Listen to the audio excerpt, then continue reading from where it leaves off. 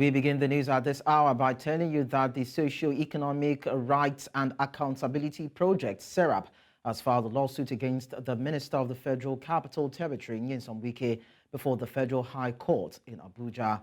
Also joined in the suit were the 36 state governors in Nigeria over their failure to account for and publish the agreement of the 5.9 trillion naira and $4.6 billion loan obtained by the states and the FCT, respectively. SERAP Deputy Director Kolawole Oluwadare said the group asked the court to direct and compel the governors and Wike to account for the loans obtained by the states and to publish copies of the loan agreements, location of projects executed with the loans. In the meantime, marketers under the aegis of the Independent Petroleum Marketers Association of Nigeria have said their National Executive Council would be meeting officially on Monday to find a lasting solution to the problem. The national president of IPMAN, Ahmed Fashola, said that Monday's meeting became expedient following the prevalence of fuel scarcity, despite recent aggressive moves by the Nigerian National Petroleum Corporation Limited. Fashola said the NNPCL, which is the sole importer of petroleum products in the country, opened up its reserves in all existing depots across the country on Friday in a bid to ease off the long queues at the fuel stations.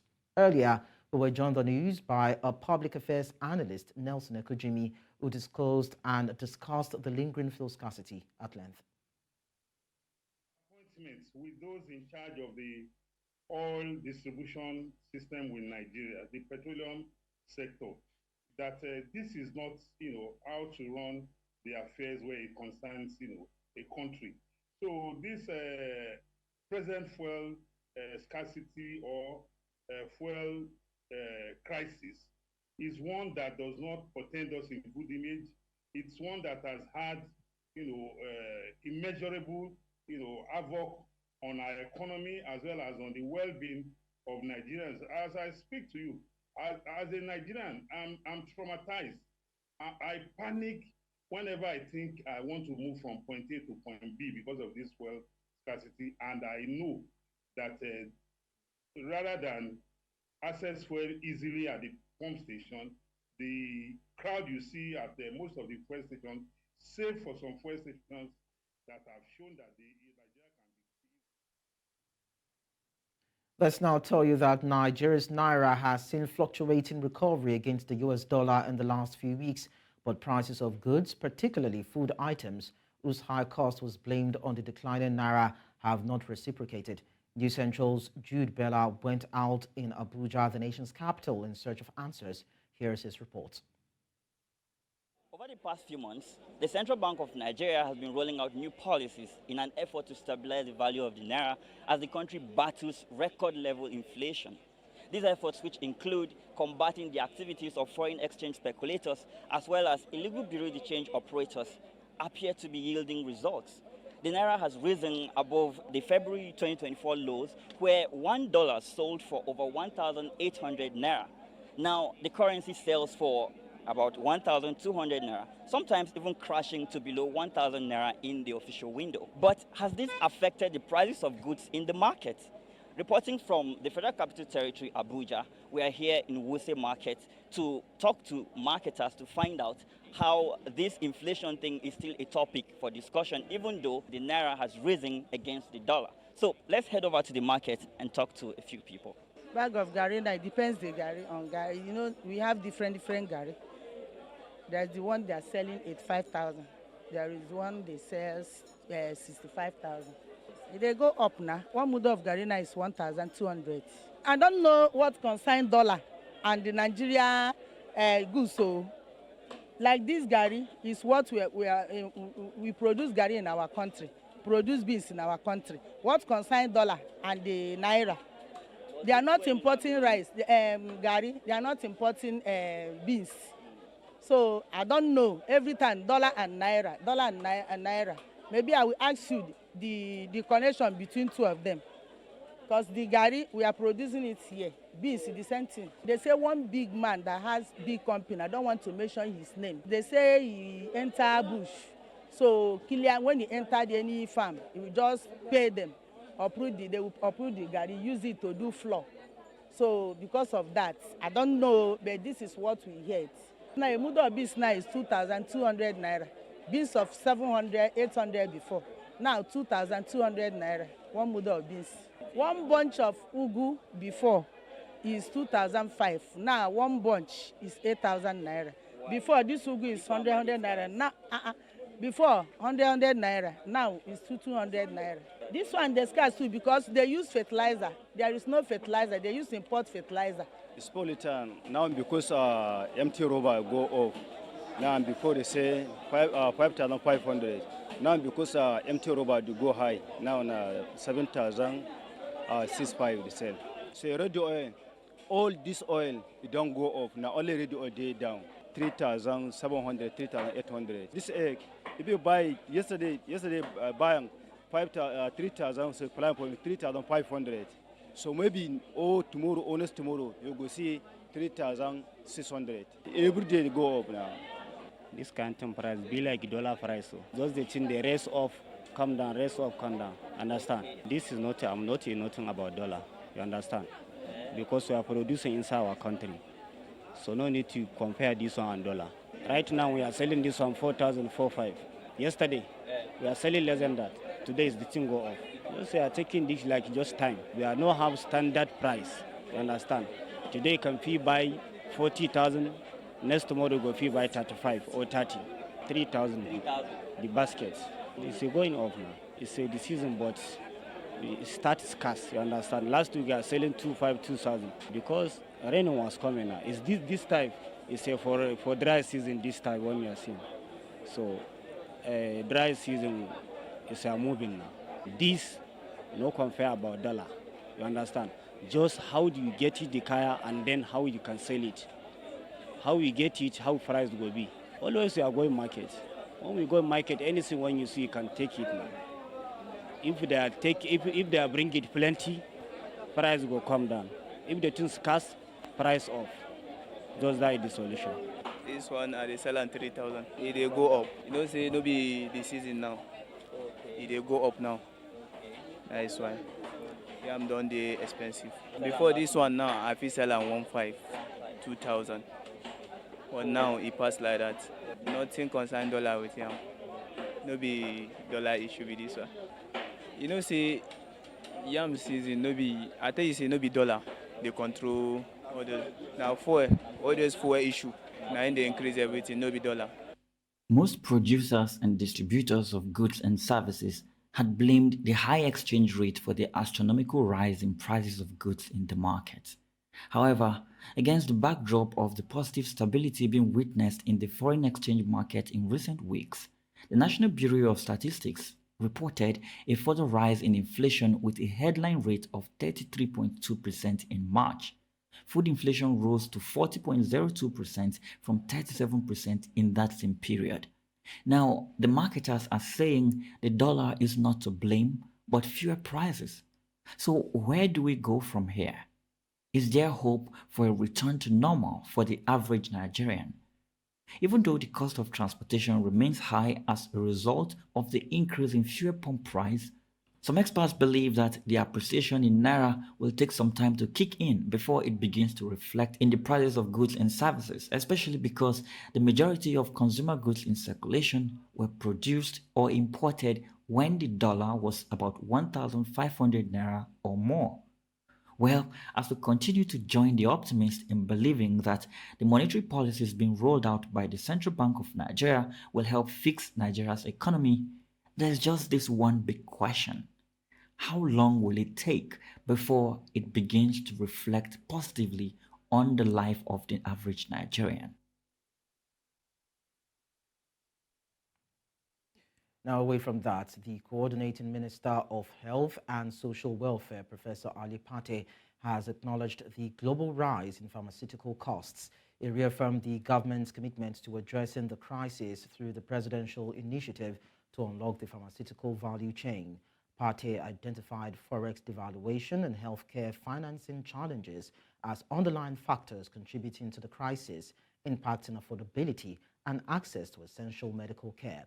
The National Agency for Food and Drug Administration and Control, NAFDAC, and the Ministry of Health have also announced collaborative efforts to alleviate the financial burden on citizens. Now, Nigeria's Federal Competition and Consumer Protection Commission says it will begin blocking loan apps that harass their customers. Nigerians have complained about the harassment they are subjected to by loan sharks. However, the Commission's acting chairman, Adamu Abdullahi, said the agency has begun to address the issue. In March, the Nigeria Data Protection Commission investigated over 400 privacy breaches involving online loan apps. Away from that, Nigeria is now ranked as one of the most vulnerable countries in the area of climate change around the world. The chairman of the House of Representatives Committee on Media and Public Affairs, Akintunde Rotimi, said that Nigeria is now ranked as one of the most vulnerable countries in the area of climate change. Rotimi said this is evident in the several challenges the country faces, including flooding, drought, food insecurity, erosion, extreme temperature, and even conflict due to resource scarcity and struggle. Rotimi compared climate change and conflict, adding that in different parts of the country, climate change is exacerbating the root causes of conflicts. Many thanks for staying with us. Now, Nigeria's federal government has warned non-performing centers of excellence under the sponsorship of the Tertiary Education Trust Fund that it will suspend their funding support. Nigeria's Minister of Education, Maman Tahir, made this known in the nation's capital, Abuja, while receiving a report of the assessment and review of the centers under the Fund and Skills Development's special intervention. The minister opposed the submission of the report, which recommended that all non-performing centers of excellence should be given a 6-month grace period to help them refocus on achieving their core mandates.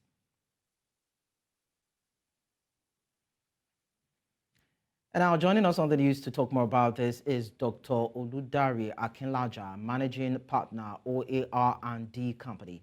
Dr. Akinlaja, thank you so much for joining us. Thank you for having me. Thank you for having me. Well, these centers of excellence are special university departments that focus on specific areas of research and skills development. And we see and know that the Nigerian government, through the TED Fund, has been funding such projects. But then, are there challenges with these COEs? Are they facing some issues that we need to be aware of? Well, thank you very much. When you say issues, I think it's more of with respect to deliverables, all right? So you must understand that let's first ask ourselves, this TED fund we're talking about is literally education tax fund that comes from 2% of companies and organizations. I'm sure we're aware that's how TED fund gets a large amount of its funds. And if companies are investing at that level in education, there has to be some sort of feedback into the system or the society to let us know that these funds are being judiciously used. Now, maybe there's a challenge of direction, of focus, of deliverables, of a unified vision of some sort. You know, it's important for us to be sure as to where these challenges are. But I understand that challenges can be peculiar to whatever institution you find yourself. Is it an issue of access to I don't know, maybe lecturers, access to researchers, access to what they're even researching on, what are they working on? You know, so it can be a plethora of issues. But I think it's important for us to deal in context as to what that particular institution has to deal with, because the time has come for us to really start to assess what are these funds being used for, because companies are giving these funds and they have been consistent with it, at least to the best of my knowledge. Okay, Dr. Akinlaja, we'll give this contextual approach right now by listening and watching the report. And when we return, we'll do a bit of analysis further on it. Stay with us. Yes, sir. And any other country actually makes progress through scholarly researches and intellectual activities of its scholars. So it was well intended for the TED Fund to support this activity in all the universities of Nigeria that so deserve this. So we will look at this carefully and see to it that only centers that justify the name will continue to receive funding. And I've heard the chairman's more or less of an appeal in the recommendation about moratorium for those that are not doing well and that sort of thing. I'm not too sure I personally would be inclined to any moratorium. You can hear right from the chair of that committee their assessment, and that is what will be implemented. We will ensure that those centers of excellence meet the objectives for which they are established, and to provide the necessary review of the operations, and that is what will guide the intervention. And of course, Dr. Akilaja, you just watched most especially the Minister of Education there, Maman Tahir, saying that the focus is on scholarly researches and that it's only schools that are able to live up to their billing in terms of their mandate. And of course, as you mentioned, their deliverables are the ones that will be entitled to these funds. And I know that one particular area that is lacking in all of these is the provision of adequate tools for these research institutions to work with. So having listened to the Minister of Education, now, if you are to tie it together, how would you describe it? What would be your assessment? Something is definitely lacking. So how do we piece it together? So I think, so from what the minister has said, you see him clearly say, the chairman is suggesting that we pay attention to monetary money. It's like, I am not inclined to that. I think we need to refocus as to what TED Fund was originally set up to do.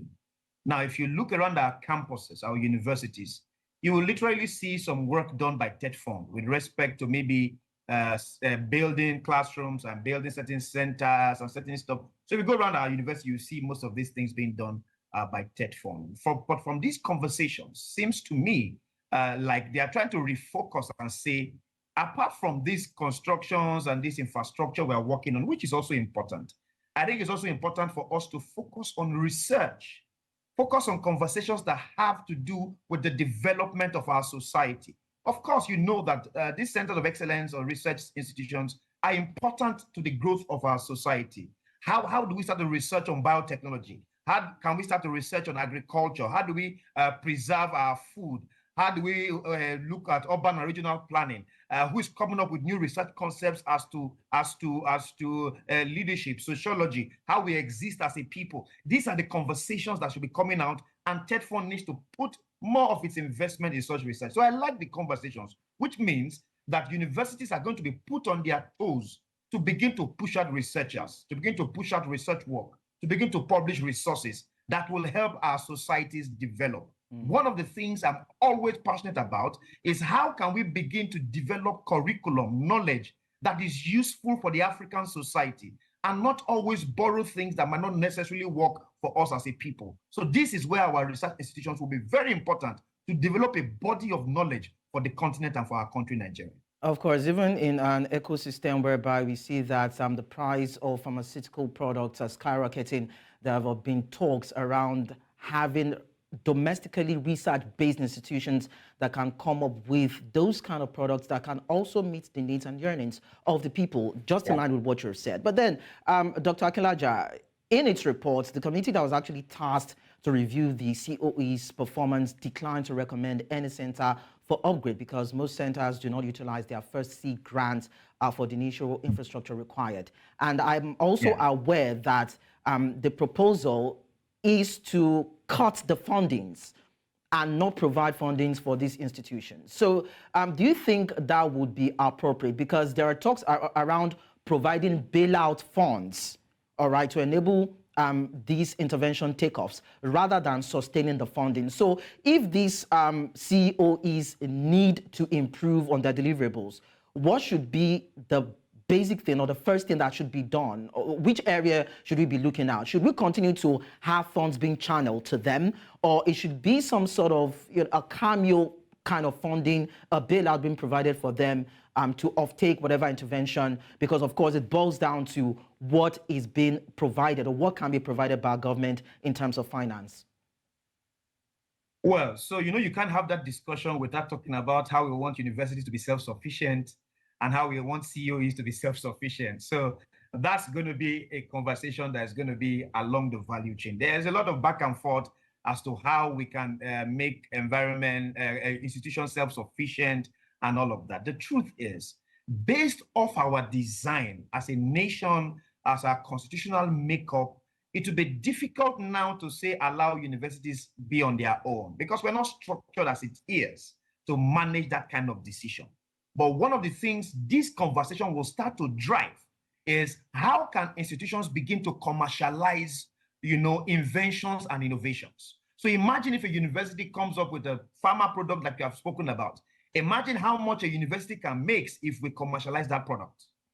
So these perspectives have to start to build up that you see government cannot always manage you on the full haul because there's also that conversation of does it drive some bit of irresponsibility if we consistently or continuously fund them?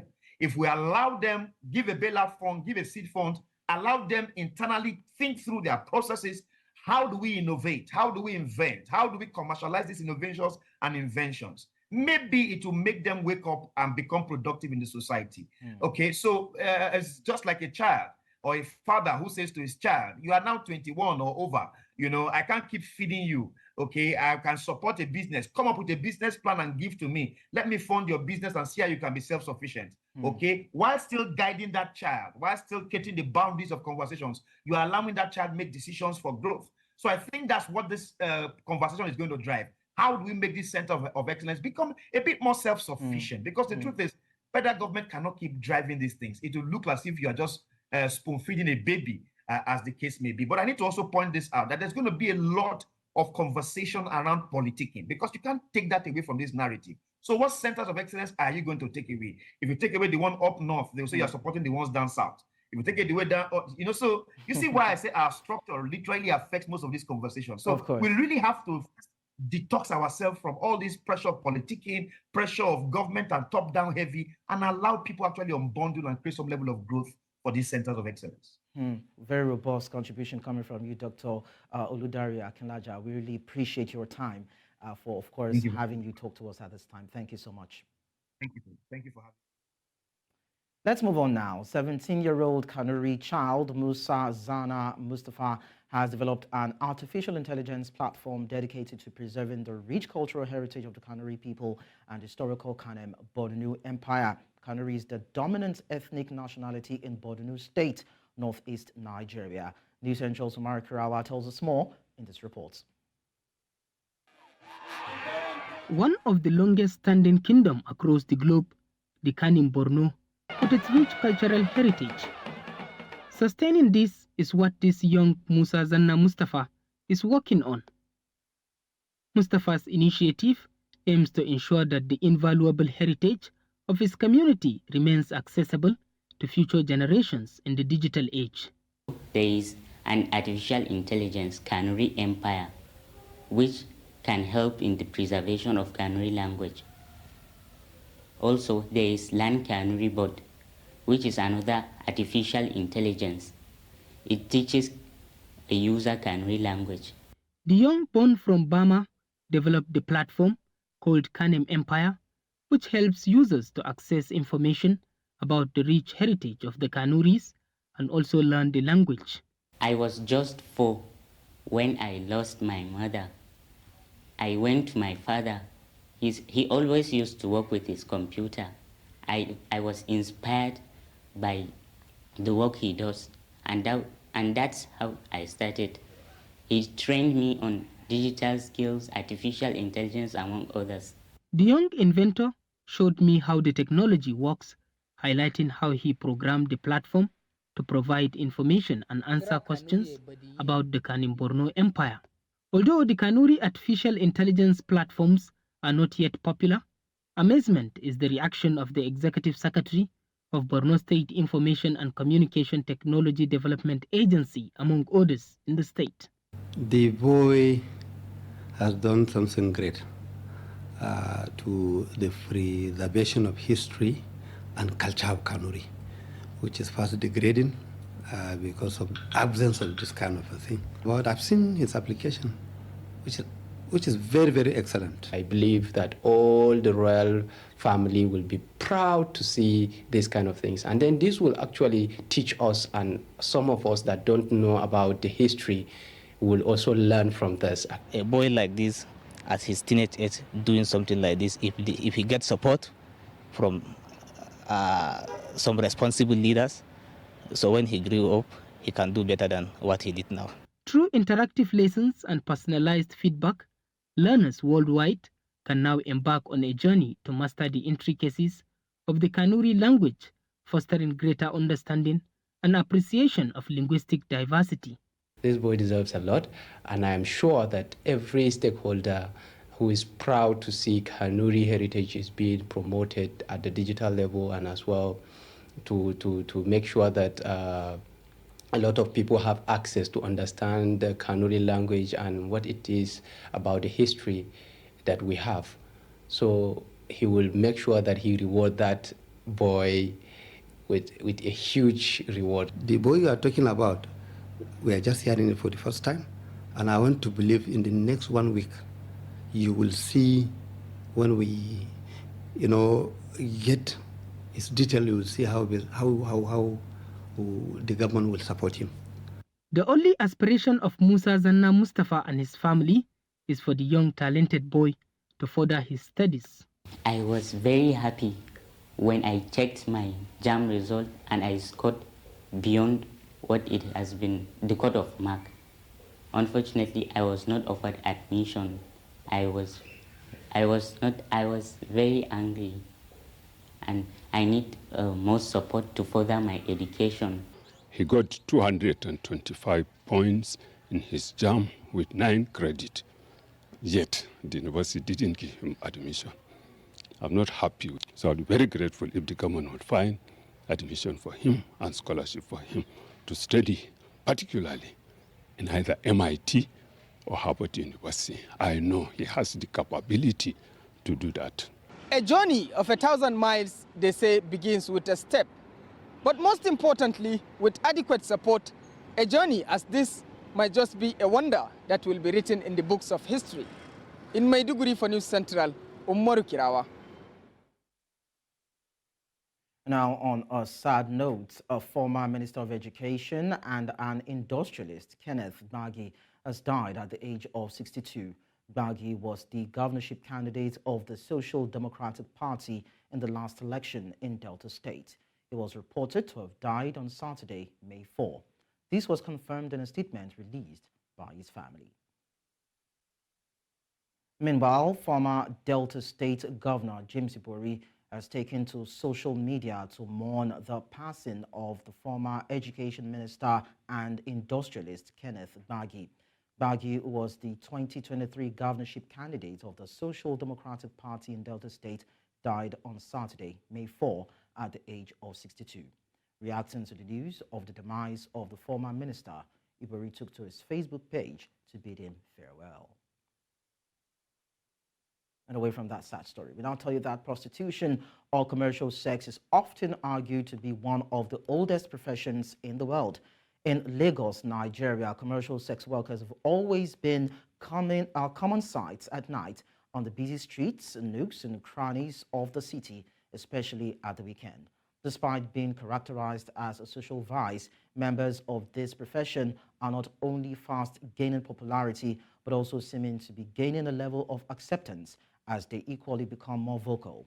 In this special feature, News Central Special Correspondent on Investigative Journalism, Marshall Anthony Ononye, gets to sit down with a sex worker who speaks on the pros and cons of being a call girl in the city of Lagos. Here is his report. Prostitution is at an alarming rate in Nigeria. It is seen as a deviant subculture in Nigeria and practiced by prostitutes in private homes, brothels, hotels, bars, and other X-rated social recreational centers as an adaptation to poverty, unemployment, and as a feasible way to make money. On a visit to one of the many brothels in the capital city of Ikeja, Lagos, I was greeted by a group of ladies standing by the doors to their cubicles and rooms where customers who come soliciting sex are taken in, and then, for as low as 1,000 naira, customers can have the pleasure they seek. After surfing through the array of ladies wooing me as a prospective customer, I met with Samantha. Samantha was willing to come in front of the camera to throw some light on a few things about her kind of profession. Market is very, very bad. And it's bad these days. Because you see a guy that is giving you maybe 20K or 15K for a short time. You go tell you, say, baby girl, now 8K they man, if you manage 10K. Now they give you, when they give you 30K, maybe 40K at night, you go tell you, say, now 20K again, now 15K again. You look and say, not be you give me 50K last week. You know that they come with this week, they tell you, say, you give me 50K, you give me 10K. Oh God, this is not cost for your side. You go say, we don't know before now. Then they buy food, they go that place. I mean, they put, finish the gas. They don't put anything inside, but the things we are using to take care of ourselves, with the hookup babes. In her view, prostitution, just like any other profession, has its high days and some very low days, depending on the economic realities. If it comes out to be low, maybe some days like 15, 20, some days you see 40, 60, 50, I like. Prostitution has been known to be associated with some social vices, including sexual harassment, alcoholism, drug addiction, and unwanted pregnancy. Others include unsafe abortion, fighting, marital instability, and divorce. With this in mind, Samantha advises women on what to do to stop their husbands from seeking ladies like her for solace and sexual pleasures. Kill that thing they call jealousy and be a good listener. Although your man is doing the wrong way or you will catch him, say, just throw your face off like, say, it not concern you. Don't speak at what people say outside and come home and start nagging, because men hate nagging. She further harps on the need to always use protection to guard against the spread of sexually transmitted diseases such as syphilis, gonorrhea, HIV/AIDS, amongst others. Infection drugs, infection injections don't cost. Condom don't cost. So if you don't want to be attracted to yama yama and manemene, so use your Oluwa kiss or good circle to protect your kingdom for the future. In an online report published by Punch newspaper in 2016, it was reported that in the small city of Old Oja Road in the Amu-Odofin local government area of Lagos State, brothels had gone from about 50 in number to an alarming over 200 from just 2 years earlier. And this can be said to have been replicated in all the 20 local governments of the state. It is mostly on the heels of the impact these numbers can have on the Nigerian economy at large that rights advocate Libros Oshoma is suing to have these members of the society and their profession legally recognized. They legalize these things, and so you register them just the same way you, as a journalist, you are registered with an association. You register them, you ensure, because the job is dangerous, you also ensure that because of through registration, you are able to capture the data of people who are involved to ensure also that they carry out regular medical checks, just the same way you carry out regular medical checks. And so, why is government doing all of this? It's for the purpose of taxing. So you now know that this is a job. Let me tell you, do you know that the budget for sex in Nigeria is triple the national budget? With ancient history dating back as 2400 BC, recording prostitution as an occupation, it just might be more proactive for countries to devise ways to better manage and regulate prostitution than continue to give practitioners and promoters a course to hide in the dark to carry out their unwholesome activities, thereby coloring it with various shades of vices and crimes. For News Central, Marshal Anthony Onoye. Marshal Onoye, thank you so much for that detailed report. Many thanks for staying with us. The news continues in West Africa, where Niger Republic has welcomed a new contingent of Russian military advisors and equipment, further expanding its military cooperation with Moscow. This development follows the arrival of approximately 100 advisors and air defense systems earlier in April. The timing of this influx of Russian support is occurring amid escalating tensions between Niger and the United States. Since the military junta seized power in a coup last July, Niger has expelled French troops and renounced a military cooperation agreement with the U.S., signaling a shift in its geopolitical alliances. Observers view Niger's deepening ties with Russia as a strategic move, particularly in the context of ongoing military junta-led government in neighboring Burkina Faso and Mali, both grappling with Islamist insurgencies. Of particular concern is the presence of Russian troops at a Nigerian air base that also hosts U.S. forces. Negotiations regarding the withdrawal of U.S. troops from the base are underway, reflecting the delicate geopolitical balancing act unfolding in the region. And now to bring you updates on the IOC summit, Gambian President Adama Barrow says he has always been consistent in his support for the Palestinian cause since coming to power. Barrow urged the Organization of Islamic Cooperation to speak with one voice for Palestine to be free. Barrow made this call at the closing press conference of the Organization of Islamic Cooperation Summit in Banjul.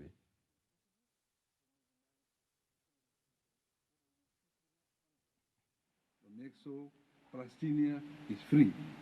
Not, I think our message is very, very clear. We have always been very, very consistent when it comes to the Palestinian issue. If you have been following the Gambia since I came to power, there is no statement that we have delivered at the UNGA without mentioning Palestine. So we have been following Palestine keenly, and we support them, and we will do everything possible to mobilize the organization so that we speak with one voice to make so Palestine is free, not even ceasefire, but a permanent ceasefire. And I will take you to East Africa, where the death toll from weeks of relentless rains and floods in Kenya has climbed to 228, as authorities warn of continued crisis conditions.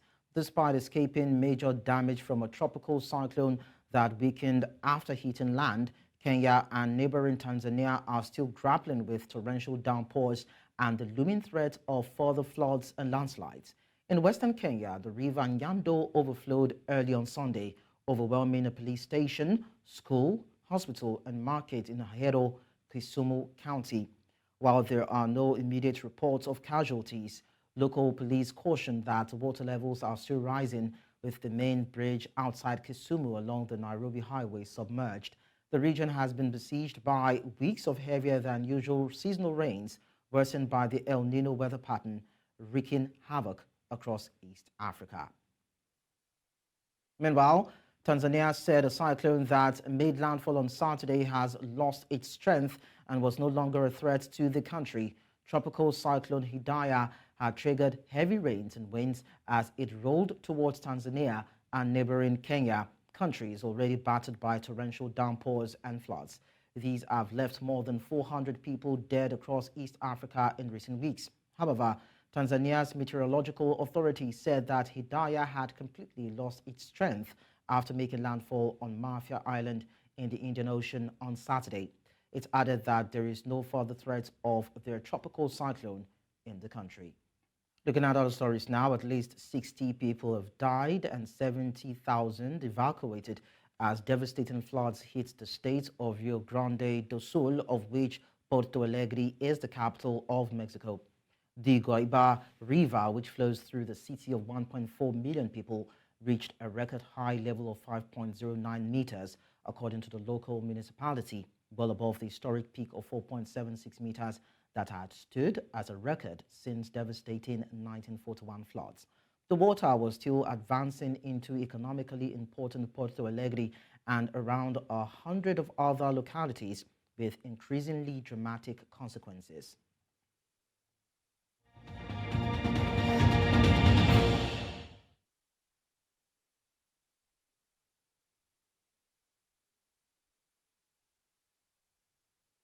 Talking business now, Nigeria's federal government has mandated system operators in the Nigerian electricity industry to supply not more than 6% of total available grid penetration generation per hour to international customers or off-takers.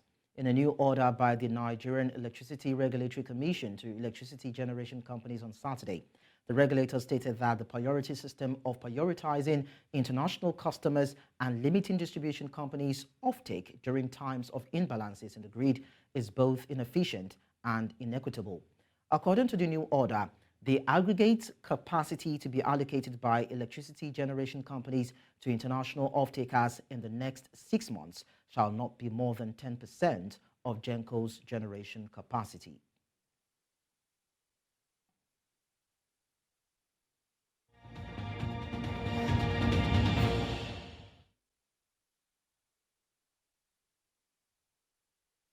In sports, head coach Manu Garba has dismissed rumors of failed MRI tests among the under-17 boys ahead of the upcoming WAFU B under-17 championship in Ghana. Garba assured that his team would assemble a squad capable of securing a spot in next year's Africa Under-17 Cup of Nations. He confirmed that most players received satisfactory MRI results, indicating readiness for the tournament. Garba clarified that sincere football academies withdrew players who didn't meet MRI standards. Those with discrepancies in the MRI results were asked to leave camp. A CAF medical team will conduct another MRI before the tournament. The defending champions will face Burkina Faso on May 16 in their opening match. The team's preparation includes 9 friendly games with 6 wins, 2 draws, and 1 loss. Before we go, we tell you that Adrian Ortega staged an impressive comeback, firing a remarkable 7 under par 65 to win the Volvo China Open and secure a spot in the upcoming US in Shenzhen. Guido Migliozzi of Italy finished 1 stroke behind Ortega after carding a final round of 67. Sebastian Soderberg, who led after the second round, stumbled with a double bogey on the 18th. Ultimately finishing tied for second with England's Paul Warren and Switzerland's Joel Gerbach at the 16 under par. And that's all at this hour. Before we go, we'll quickly take a look at some of our top stories. Wike, 36 governors sued as SERAP calls for loans, accountability and transparency. Death toll from Kenya flood climbs to 228 as crisis persists. Finally, we told you that Nigeria Republic welcomes new contingents of military advisors and equipment as Russia expands its presence in the Sahel country. You can send your eyewitness report to the WhatsApp number and email on your screen. And do follow us on social media. We are at News Central TV. And you can also watch News Central live on DSTV channel 422, Star Times channel 274, Avo TV, and YouTube. Many thanks for watching. I am Lekon Onobanjo.